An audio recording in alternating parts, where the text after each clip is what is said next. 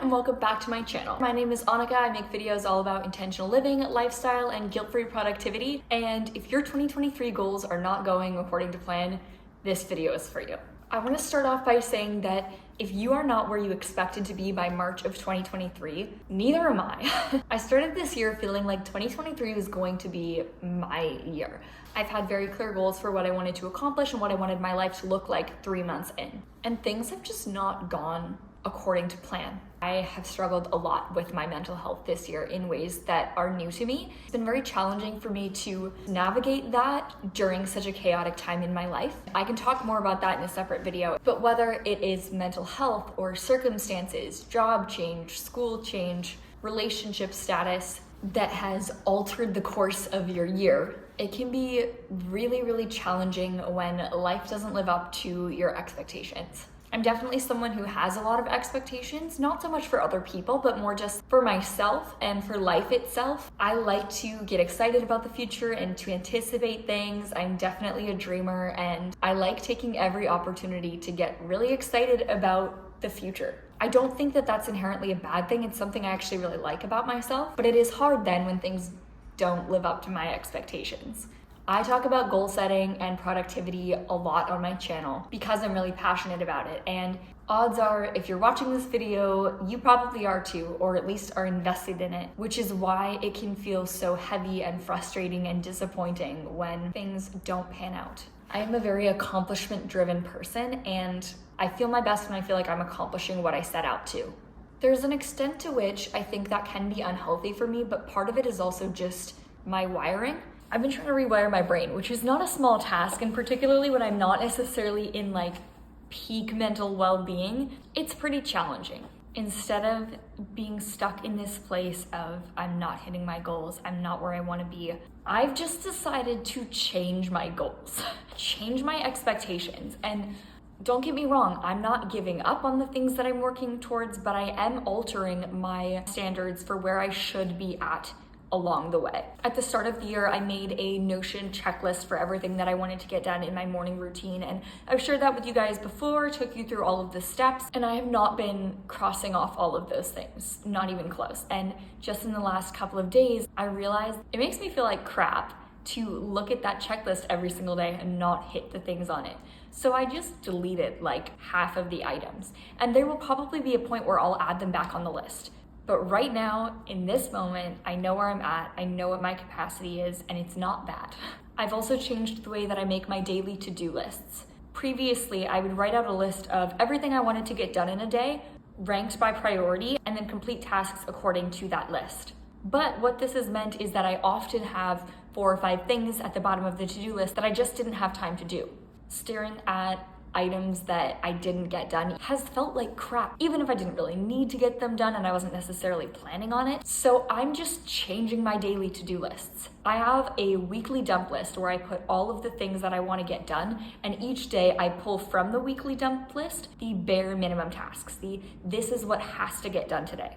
Once I'm done those things, I will then go back to the weekly dump list and find tasks that I'm feeling up for, that I'm feeling motivated and excited about. In saying this, I know like I am self-employed and I don't have kids. And so with that, there comes a certain element of flexibility that a lot of people don't have. So I don't want to come across as tone deaf because I get that that's not everyone's situation. But whatever it is for you, whatever expectations you have for yourself that you feel like you're not meeting, sometimes the solution isn't to try harder, it's just to change your expectations. Give yourself a break, cut yourself some slack. Make your monthly goals 30 days of getting out of bed or unloading the dishwasher every day. If you are finding consistently that you're not hitting your goals, it might be that you need a better system, but you might also just be setting the wrong goals.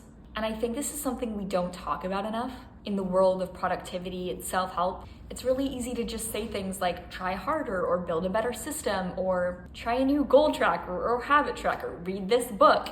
But I think that mindset is an extremely unhealthy one. It leads to self-help addiction, which is something that I am really not a fan of. If the things that you're pursuing are not within your grasp, and by that I don't mean the end goals, but I mean like the steps you're currently taking to get there, you might be pursuing the wrong things. Adjust your timelines, recast your vision for this year, throw out the plan and come up with a new one. I talk a lot about intentional living. It's something I am very passionate about, and particularly in the context of like knowing what you really want out of life, knowing what matters the most to you. And I think that's really, really important. And I also think that in talking about it, sometimes I may present it or even think about it in a way that creates some pressure. You always have to be working towards a bigger purpose. It's okay to not have that figured out. And it's also okay if your purpose right now is just like getting through the day, figuring out a new normal. Life is unpredictable and infinitely complicated. And even if you are the best planner in the world and the most prepared person, you're gonna get hit with things that you could not possibly have seen coming. Don't hold your current self to commitments that your past self made when they didn't have all the pieces of the puzzle. There is no shame in adjusting your vision for this year, and I'm saying this for myself as much as I am saying it for you. Part of the reason that this has been really hard for me is because I talk on the internet about goal setting and productivity, and there's this little voice in my head that calls me a hypocrite because I am not where I thought I would be, and I'm afraid of being seen as inauthentic or misleading you. And I'm so grateful for the trust that you put in me and the time that you spend watching my videos. I say this all the time, but I literally cannot tell you how much your comments mean to me. I have a running list on my phone where I add the usernames of the people who I see commenting regularly on my videos, because social media can be a weird place to work, and on days when I feel discouraged or like no one's gonna watch this video, no one's gonna want to see it, I look at this list and I go, these people are gonna watch it and this is who I create content for. And then when you guys comment on those videos, oh my gosh, I just will never be able to tell you how much that means to me. And so on one hand, I have that guilt and like, am I doing right by you? And at the same time, statistically speaking, a lot of people set goals at the start of the new year that don't go well. And odds are there are some of you who watch my videos or are subscribed to my channel who are finding yourselves in a position that your March of 2023 does not look like you thought it would. I don't know what's happening in your life, but I know that these 2.5 months have been very unexpected for me. So if you are also wrestling with unmet expectations, I'm with ya. And it sucks. And it's okay to say that it sucks. And also, it's okay to change your goals. I literally went through my Notion the other day and deleted or changed the timeline of some of my goals for 2023 because they were no longer motivating me and it just felt like stress. I'm not gonna run a 5K in the spring this year. I'm gonna run it in the fall. I also added some goals that have kind of like popped up unexpectedly for me, new passions that I didn't care so much about in January that now I'm finding I'm dedicating a lot of my time to. Oh, another thing that I've been doing, I have a habit of being very hard on myself. I know, you never would have guessed it from this video, but I've had so many work days where I will go to my husband and be like, I didn't get anything done today. And he's like, tell me what you did. And then I'll list off like 30 things. And he's like, are you okay? And so I have started, at the end of my work days, I'll open up my to-do list and I will add in tasks that I completed that weren't on that list and check them off, even though they weren't there to begin with, because it is this very concrete piece for me of look what I accomplished today. I don't want to put too much of my value or my identity in what I've accomplished because I don't think that's healthy, but it does help my confidence. And it feels really good to just encourage myself that way. One thing that's been really helpful for me is I've been in coaching for about 6 months now. And one thing that my coach, Sarah, who is amazing, has had me do is actually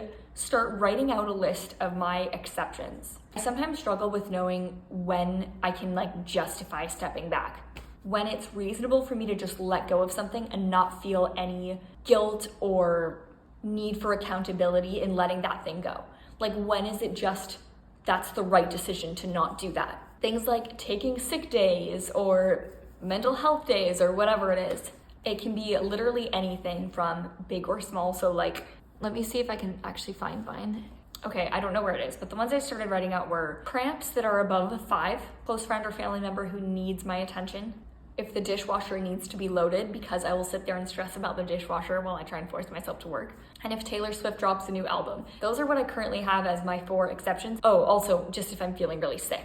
I'll add to that as time goes on, but the premise of it is essentially if I'm debating like should I take a day off for this? Should I take time off for this? I will look at that list of exceptions and make my decision based off of that. I'm giving myself permission to take a break based on those exceptions. I think it's beneficial even for household tasks or knowing like when to cancel plans. The whole point of this video, I guess, is just to say, change your expectations. Your expectations and short-term goals should be reflective of the state you're in, the capacity you have, and the reality of your situation. And if they don't reflect that, change them, because otherwise it might bury you. I don't mean that in a negative way, but just I've experienced a little bit of that in this last couple months. And honestly, if you need to do a season where you just scrap goal setting altogether, do it. Just focus on showing up in your everyday life however you can and figuring it out as you go. Your mental health and well-being are worth it. I hope this video was not crazy rambly. I really appreciate you guys being here more than you know.